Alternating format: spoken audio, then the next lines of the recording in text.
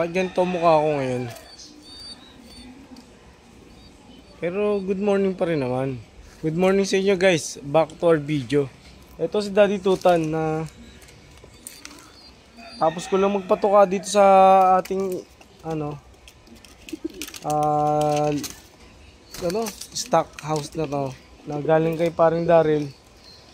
Saka dito sa ating lagay ng stock na ibon.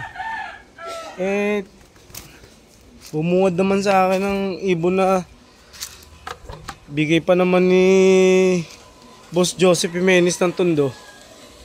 Napakapangit. Napakapangit ng araw. Napakapangit na umaga.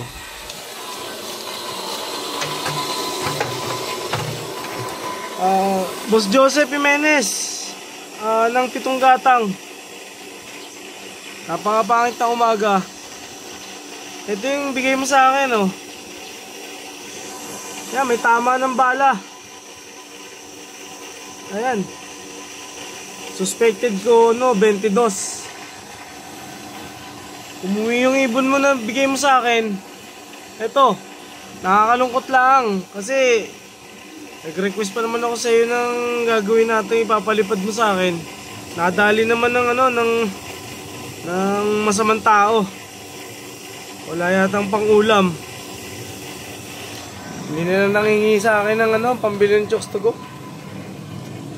Nakakalungkot. Pasensya na po kung hindi ko sinasadya mag-post ng ganito, pero nakakalungkot talaga sa isang pansier na kagaya namin na nabigyan ng isang magandang ibon tapos gagawa ng di na maganda.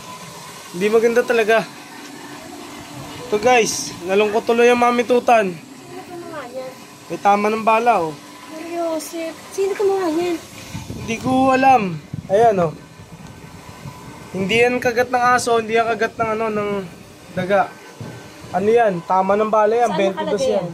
Nakauwi pa. Nakauwi pa sa kasi nagparonda tayo kahapon. Nakauwi pa siya. Wow, ko na sa'yo, Sir Joseph. Ayan, oh. Gusto niya pang umuwi, guys. Gusto pang umuwi ng ibon natin na si Whitey, kaya lang hindi kinaya ng pulbura ng baril. Sa tingin ko, bala to, bala ng 22. Ayan, oh.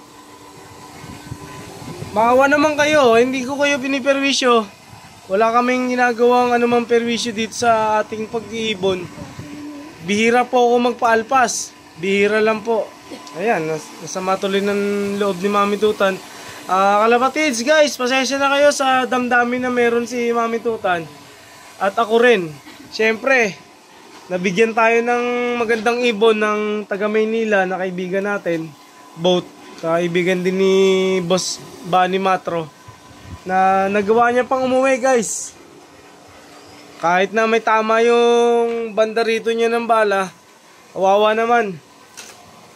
Pakiusap ko naman sa inyo, hindi naman tayo namimerwisyo sa ating kapwa. Huwag naman ganoon. Kung gusto nyo pang ulam, pwede naman. Pwede naman tayo huwag naman ganoon. Pasensya na po kayo sa mga nanonood, sa mga andoon sa loob ng loop. Nagawa niya pang umuwi. Nagawa pang umuwi ng ibon natin. Kasi nagparonda ako kahapon. Sama naman ng biro na to. Hindi natin, medyo sakripisyo na rin tayo kasi baby pa siya nang dinala sa atin ni Sir Joseph Jimenez from Pitong Gatang. Nakalungkot lang. Nakalungkot. Pasensya na kayo guys sa pananalita ko, pero hindi po magandang gawain. Huwag naman po sana. Hindi man po perwish yung ibon natin dahil ibon sila, normal, lilipad sila at dadapo. Pero sa pagkakataon na pagdapo niya, may hindi magandang nangyari sa kanya at nagawa niya pang umuwi. Si Whitey. Ang ibon natin na galing kaya, nasuka pa nga oh. Sa tingin ko ngayon lang bumigay eh. Ngayon lang bumigay to ngayong umaga kasi nga ewan ko ba, bakit may mga ganun pang klaseng tao na kailangan gawin yung yung mga ganitong bagay. Samantala may buhay din naman siya. Oh. Bigay ni Papa G yung buhay na to. Ang kalakasan nila, galang din kay Papa G, lahat.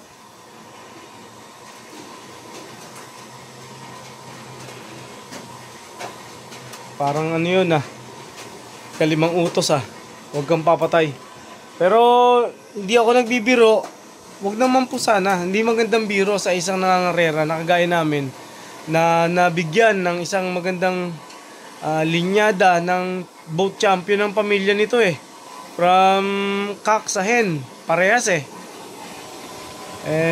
pasensya na po kayo sa pananalita ko, sa kalungkutan na meron ng Daddy Tutan today, na hindi naman po na siguro isolated cases, pero wag naman sana mauulit na ayan natulo pa yung dugo sa tingin ko ngayon lang bumigay ayan guys, wala po natulo pa yung dugo sa tingin ko ayan, sariwa pa yung tama niya sariwa pa.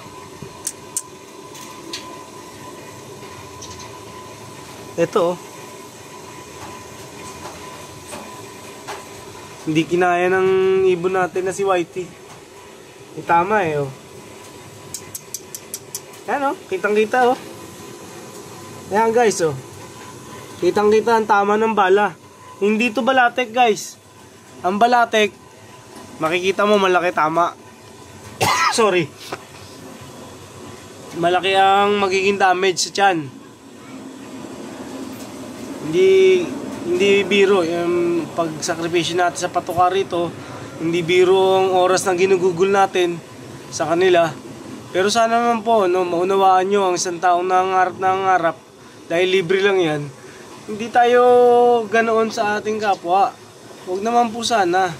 Sana naman po maawa naman po kayo sa ginagastos namin, especially sa amin na naghahanap buhay ng sadsaran sa puyat para lang matustusan yung aming pangangailangan. At syempre number 1 yung pagkain nila. Panlaro ko pa naman sa norte to. Sir Joseph Jimenez, pasensya na po kayo, hindi ko naprotektahan yung bigay nyo sa aking ibon. At pasensya na po talaga. Boss Bunny, pasensya na rin po na yung kaibigan nyo parang na malulungkot din yung ating kaibigan na paalam Whitey, paalam. Sayang. Ang ating pag-iibon, palibasa nga nahook na rin si Mami Tutan, yung damdamin niya iba na lang ang lungkot niya nung mawala si Whitey. Okay lang tanggap namin mawala ibon namin sa karera pero yung uuwian ka ng ibon mo na may tama ng baril, wag naman sana maulit. Wag naman po. Hindi po isang biro ang pag-aalaga nito. Kahit malaman ng kapwa natin pansier, ibang klase ang hirap sa pag-aalaga ng ibon. Ibang klase dinadanas naming sakripisyo. Oras number 1. Financial number 2. Siguro number 1 na rin yun. Kasi ibang klase talaga. Ang halaga ng patuka ngayon hindi na ganun kamura. Ang transportation natin sa truck na lang 15 isang ulo, isang ibon. Yung vaccine pa niyan 25. Tapos ang kalapatids breeder saka flyer 50 pesos. Paano pa yung probiotic mo na molasses saka mga honey? Molasses 25 pesos isang isang cute size na bottle. Tapos isang lapad na honey 100. Tapos i-schedule mo pa ng ng gala, ng tossing. Ganun. Ewan ko ba? Ang bawat kasamaan sa mundo may hangganan yan. Ang isang bagay na aking natutunan sa buhay ko, pumunta ka na lang sa kabutihan. Kasi ang kasamaan hindi yan nagnanaig sa kabutihan. Example ko sa inyo. Lagi nahahawahan ng kasamaan ng bawat kaganapan sa mundo. Hindi tayo namimerwisyo ng kapwa, hindi tayo nang-aabuso, hindi tayo nang-aapak ng hamak ng kapwa natin. Yun po ang kaya ko ipagmalaki sa inyong lahat. Ang mukha ko na to, dala na ng puyat yan. Ang texture ng balat ko, dala na sa tricycle yan na pamamasada. Ang kalyo sa kamay ko, resulta yan ng sipag. Pinaghirapan ko yan ha. Oh.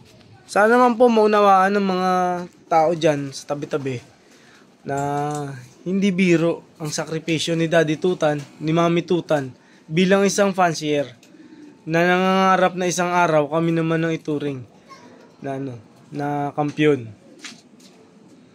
Pero paano tayo magiging kampyon kung lagi tayong peperwisyon? Dito ba? Hindi tayo nangangahamak ng kapwa. Wala tayong inaabuso. Oh, hindi pa ba yung patunay na kami maayos na mamamayan na sumusunod sa alituntunin ng batas at saka batas ng tao? Mare, dito sa lupa, nagagawa nila yung mga karahasan at kasamaan. Isang araw, one day yun. Karma is real. At ang ibon natin, hindi yan nilalang ng Diyos para kitlan nila ng buhay. Isa rin yung creature ni God na binigyan ng buhay para mabuo ang sirkulasyon ng cycle of life. Ng itlog, kinain ng tao ang itlog. Ang manok ng itlog, nagpisa, nagkaroon ng karne, kinain ng tao. Okay lang gawing pagkain. Pero wag na rin. Kalapati yan guys, pangkarere yan. Wag naman. Mama naman kayo.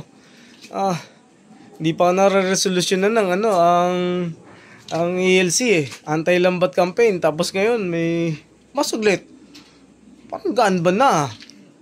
Anyways, thank you so much. Kung inabot mo ang part ng video ni Daddy Tuto na to, sana maibigan mo na i-subscribe yung subscribe button dyan sa ilalim. Subscribe all notifications dyan. May bell button dyan. Paki-like and share na rin po. Okay lang po sa amin mga comments. Open tayo dyan. At kung hindi mo ma-response, mababasa ko yan. At syempre, ito, ang ating buhay na pag-iibon. Talaga pong laking sakripisyo. So help me God. Papa G, kayo na po bahala sa mga tao na hindi makontento sa buhay at merong sila. At sana po hipuin nyo sila na maging maayos sana ang kaisipan sa mga kagawian na mali. Mali yun. Kaya nga mali eh. Arigato pa rin guys. Arigato gozaimasu. Kyoskite. Aminasang. Maraming po salamat sa inyo guys. At pagpalain kayo ng pong may kapal. Wala po tayong pag-usapan na relin dito, pero maawa naman po sana ang mga tao na nagagawa ng mali sa kapwa. Arigato guys. God bless you all. Pahinga na po tayo. Yasumi nasai.